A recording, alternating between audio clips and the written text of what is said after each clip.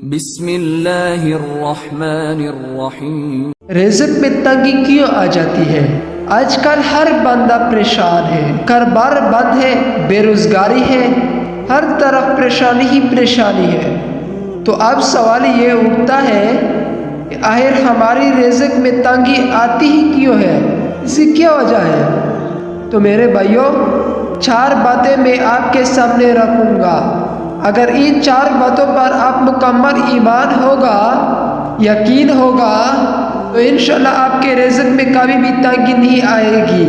لیکن اگر ان 4 باتوں پر آپ کو یقین نہیں ہوگا یا 4 میں سے کسی ایک بات پر آپ کا ایمان نہیں ہوگا تو شاید اسی وجہ سے آپ کا رزق میں تنگی آ رہی ہوگی۔ سب سے پہلے بات یہ ہے کہ اللہ تعالیٰ نے جب انسان کو پیدا کیا تو اللہ تعالیٰ جب کسی بندے کو پیدا کرتا ہے تو 50,000 سال پہلے اللہ تعالیٰ اس بندے کا رزق لکھ دیتے ہیں۔ یعنی بندہ بھی پیدا بھی نہیں ہوا، 50,000 سال پہلے اس بندے کا رزق لکھ دیا جاتا ہے۔ تو اگر آپ کا خدا پر ایمان ہے، یقین ہے، تو پھر پریشانی کی کیا بات ہے؟ پہلی بات ہو گئی۔ دوسری بات یہ ہے کہ اللہ تعالیٰ قرآن مجید میں فرماتے ہیں تم لوگ کا رزق تو آسمانوں میں ہے، زمینوں میں تو ہے ہی نہیں۔ کیا مانی؟ یعنی فیصلہ تو صرف اللہ تعالیٰ نے کرنا ہے نا۔ 2 چیز ہو گئی۔ تیسری چیز یہ ہے کہ اللہ تعالیٰ نے ہر جاندار، ہر مخلوق، زمین میں، آسمانوں میں، فضاؤں میں، ہواؤں میں، بادل میں، نہر میں، ان سب کا رزق اپنے ذمہ لگا دیا ہے۔ سبحان اللہ۔ حالانکہ اللہ پر تو کوئی چیز واجب نہیں ہے نا، لیکن یہ اللہ تعالیٰ کا کمال ہے اور رحمت ہے کہ قرآن میں ہے نا کہ ہم پر واجب ہے ان سب کا رزق۔ 3 چیزیں ہو گئی۔ انشاءاللہ یہ گارنٹی دیتا ہوں رزق میں تنگی ختم ہو جائے گی۔ چوتھی چیز یہ ہے کہ ابھی بچہ ماں کے پیٹ میں ہوتا ہے، یعنی رحم میں ہوتا ہے، تو اللہ تعالیٰ فرشتے کو حکم دیتے ہیں، اور حکم کیا دیتے ہیں کہ اے فرشتے لکھو اس بندے کا رزق، لکھو کہ اس کا کتنا رزق ملے گا۔ دوسرا یہ بھی لکھو کہ اس کی عمر کتنی ہوگی۔ تیسرا یہ لکھو کہ اس کی موت کب ہوگی اور کہاں ہوگی۔ اور چوتھا یہ لکھو کہ یہ نیک بخت ہوگا یا بدبخت ہوگا۔ یعنی ہر چیز لکھی جا چکی ہے۔ یعنی ابھی بندوں ماں کی پیٹ میں ہوتا ہے، باہر بھی نہیں نکلا، تو اللہ تعالیٰ نے ہر چیز پہلے لکھ دی ہے۔ اور یہ بھی فرما دیا قرآن میں کہ دنیا کی زندگی میں جو رزق ہے نا، ہم نے اس کو تقسیم کر دیا ہے۔ کس کو ہم نے زیادہ کر دیا، کسی کو ہم نے اونچا کیا، کسی کو ہم نے نیچے کیا۔ قرآن میں اللہ چاہے بڑھا دے، چاہے کم کر دے۔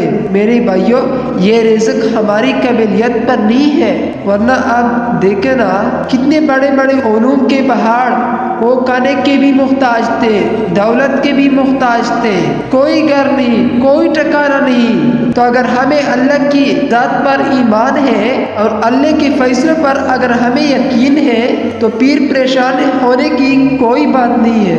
اس لیے ایک روایت میں آتا ہے کہ انسان کو جیسے اس کی موت ڈھونڈتی ہے، رزق بھی ڈھونڈتا ہے۔ یعنی موت اس کو ڈھونڈتی ہے کہ اس کو کہاں پر مرنا ہے، وہی اس کا موت آتی ہے، تو رزق بھی اس کا ڈھونڈتا ہے۔ اس بندے کو اس وقت تک موت نہیں آئے گی جب تک اس کو اس کا پورا رزق نہیں ملے گا۔ اب آخر بات یاد رکھنا، یہ بڑی اہم بات ہے کہ ایسی پریشانی اور رزق میں تنگی آخر آتی ہی کیوں ہے، اس کی کیا وجہ ہے؟ اب اچھا خاصے کھا رہے ہیں، پی رہے ہیں، بڑے کام چل رہے ہیں، کاروبار میں فائدہ ہی فائدہ ہے، ہر طرف سے نفع ہی آ رہا ہے۔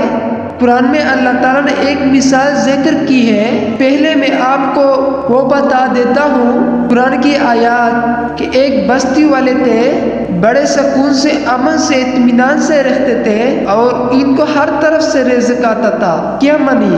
یعنی آسمان سے بارش برستی تھی، زمین سے پھل نکلتے تھے، کاروبار میں نفع ہی نفع ہو رہا تھا، ہر طرف سے ان کے رزق کا انتظام اللہ تعالیٰ نے کر دیا۔ لیکن آگے کیا قرآن کی آیات انہوں نے اللہ تعالیٰ کی نعمتوں کی ناشکری کی، نافرمانی کی۔ اللہ نے رزق دیا تھا کہ بندے میری اطاعت کرو، دولت امانت کے بعد زنا میں، شراب میں، جوا میں، شباب میں، کباب میں، ان سب چیزوں میں زندگی گزری۔ قرآن کی آیات، اللہ ان پر اپنا عذاب مسلط کر دیا۔ عذاب کیا مسلط کر دیا؟ ایک تو ان کا رزق بند کر دیا، بارشیں بند ہو گئی، فصل ختم ہو گئی، اور دوسری بات یہ ہے کہ ہر وقت ڈرتا رہتا ہے۔ ہاں، ہر وقت کل کیا ہوگا۔ بندے گھر سے نہیں نکل سکتے۔ بچے اگر اسکول جاتے ہیں، ماں بیچاری گلیوں میں کھڑی رہتی ہے کہ میرا بچہ آ رہا ہے، کیسا ہوگا، کیسا نہیں ہوگا۔ دعائیں مانگ رہی ہے کہ خدارا یا اللہ میرے بچے کو صحیح سلامت میرے گھر آ جاتے، یعنی دو عذاب اللہ تعالیٰ اس بندے پر مسلط کر دیتے ہیں۔ تو آپ مجھے یقین سے کہیں، ایمان سے کہیں کہ یہ دو عذاب آج ہم پر آئے ہوئے ہیں کہ نہیں؟ رزق بند ہے، ہاں، اور ہر وقت ڈرتے رہتے ہیں۔ اس کی کیا وجہ ہے؟ قرآن خود کہتا ہے، قرآن کی آیات، اس سب کی وجہ یہ ہے کہ جو تم نے گناہ کیے ہیں نا، یہ انہی کی سزا ہے۔ اور یہ بھی حضور کا فرمان ہے کہ کوئی عذاب، کوئی مصیبت، کوئی پریشانی اس وقت تک نہیں آتی مگر جو تم لوگوں نے گناہ کیے ہوتے ہیں۔ تو اب یہ رزق میں تنگی یا سارا پریشانیاں آپ کو کیسے ختم ہوں گے؟ حضور نے کیا فرمایا؟